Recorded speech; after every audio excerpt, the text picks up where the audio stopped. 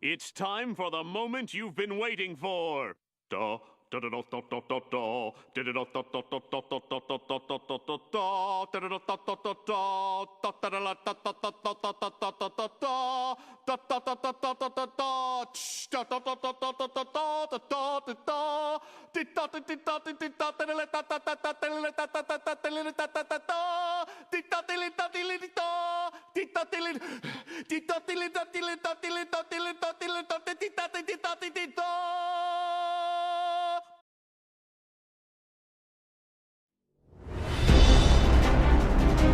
Rise of Iron has everything you'd expect from a new Destiny expansion. We got a whole new suite of brand new weapons. We have multiplayer with 3 new maps, got a new mode called Supremacy, got private matchmaking. We needed a raid. I don't think we could have shipped Rise of Iron without a brand new raid.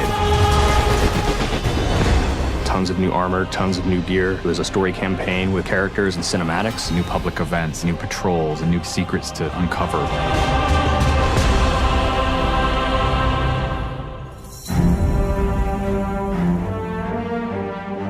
Rise of Iron's about looking at this story that's existed in the Destiny universe, this character, Lord Saladin. I am the lone sentry, and my watch is eternal. It's this journey to understand the past, what happened to these great heroes. The Iron Lords are gone, but our fight is far from over. And through that process, you're saving humanity, you're becoming an Iron Lord yourself, you're getting to wield a giant axe.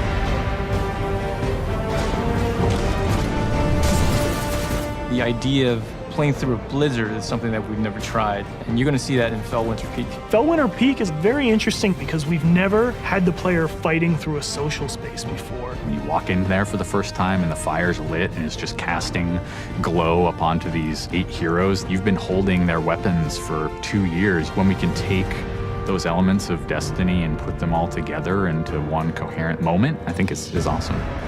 It is time to finish what I began so very long ago. Come, Guardian, help me give my friends the rest they deserve. This is the Guardian's journey with Saladin. He's sending you out into kind of a land that's been forgotten in the Cosmodrome. You're going into Earth, but it's changed, it's actually expanded. You'll see the plague lands, post-apocalyptic sky, there's lava welling up from the ground. We know the Devils have been digging into the Cosmodrome for years. They've been looking for something. Well, what they found is SIVA. It is a nanotechnology that can be used to shape things, but they're not trying to use it to build, they're trying to use it to destroy. They've started mutating their bodies, turning themselves into giant monsters, transforming the landscape, even of the Cosmodrome, into this horrible, burning fortress world. Hell's loose in old Russia. Every second we stand here, SIVA's influence spreads and the Devil Splicers grow more powerful.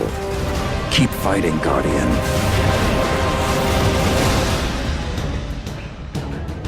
After the campaign finishes, you have patrols that really tell the story of this continued infestation in the land. And we have a new strike that shows just what the Fallen are doing with the SIVA. It's this spooky place called the Wretched Eye. There's this really neat boss encounter. A fallen captain has plucked an eye out of an ogre, affixed it to his weapon, and he's using that to sort of tase you out of your rat hole while this blind ogre just walks around trying to crush you. We also have a few reprise strikes that we're bringing back for players.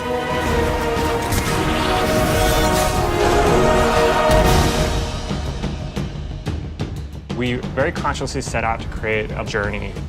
This is arc of claustrophobia, space inside the wall. And then you get on top of it, and it's sort of this amazing breath of fresh air. You get this vista from the Cosmodrome, it's lit on fire, and there's this death Zamboni who's just trying to crush your bones to dust. This giant machine with a ball arm, spikes on it. What does it mean in a raid when you've got to run? I actually want that tension to exist. There's something really emotionally powerful about going on a journey, reaching to the top of the mountain and then crashing back down, confined once again. I think players had a lot of fun when they played Court of Oryx on the Dreadnought, and so we wanted to create a similar type of experience in the Plague Lands, give it this different theme. You ready for this? almost Thunderdome, Mad Max kind of feel where you jump into the ring and the walls get closed off and then it's just Fallen start pouring out. Here they come. And you get a giant flaming axe and you just start beating the crap out of guys.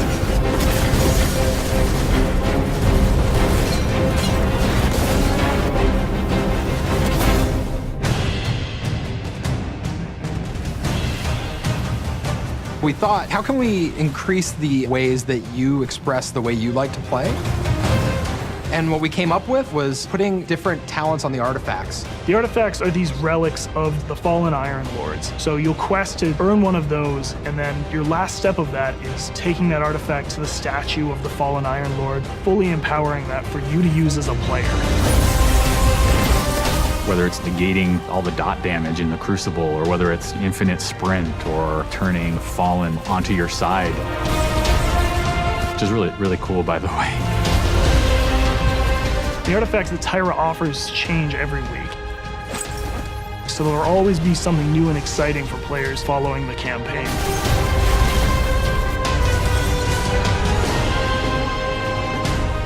When you put snow, everyone thinks of pelts and cloaks and hoods. It wouldn't be a knight's tale without a knight's armor. When you look at the Iron Lords and you look at the Raid set, you look at the Iron Banner set, or you look at Trials of Osiris, they're all new with a much wider palette that players can pull from. And when you throw ornaments on top of all that, we're going to see a lot more variety in gear. So the ornament system is this really cool thing that lets you take some of your favorite pieces of gear and then you customize this weapon the way you want it to be. You got your raid weapons, we got your Iron Banner, we got new exotics, old exotics. Do you like sidearms? We got all the sidearms this time around. Gallahorn, enough said. Coming to the Crucible and Rise of Iron is a new game type called Supremacy. Defeat your enemy, claim their crest. It's a fast-paced 6v6 game mode where every kill you get, Guardian drops a crest. Picking up the crest gives you points. Their glory goes to you, Guardian. It's a constant battle over picking up crests and making sure that you're with your team and not out of position. If you pick up an enemy crest, you deny the enemy those points. Excellent recovery. We have new maps. We always have new maps. There's Last Exit, lots of twists and turns, lots of really good close combat. Then there's Skyline, a Clovis Bray headquarters building on Mars. It's a symmetrical, large map. The last one is Floating Gardens, which is an open map. One thing we're really excited about in Rise of Iron is the introduction of private matches. Can't wait to see what people are going to do. They're going to go fire up whatever match they want, play with their friends, host tournaments, have fun arcadey games. They don't have to worry about our matchmaking stuff. They can do it all themselves.